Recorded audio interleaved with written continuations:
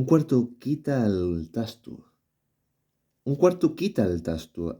Apóstrofe L con el artículo que correspondería a un cuarto. Un cuarto quita el regusto.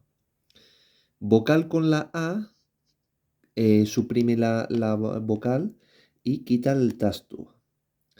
En este caso, tasto no lo debemos confundir con otros idiomas.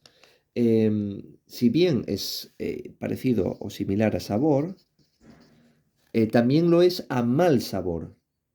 Entonces, normalmente hay que especificar que lleve un bon tasto. Un bon tasto, un buen tasto, un buen sabor. Porque de lo contrario significaría, pues eso, un regusto, un sabor, un olor, un arume malo, negativo. Hay dos interpretaciones para este refrán. Por un lado, el dinero o la ganancia quitan el mal sabor de un esfuerzo, eh, gracias al dinero. O hay otra interpretación que es que las cosas, aunque sean malas, de mala calidad, se venden siendo baratas. Es decir, que al final te puedes deshacer de las cosas a un precio mejor o más barato. Más o menos esta sería la idea.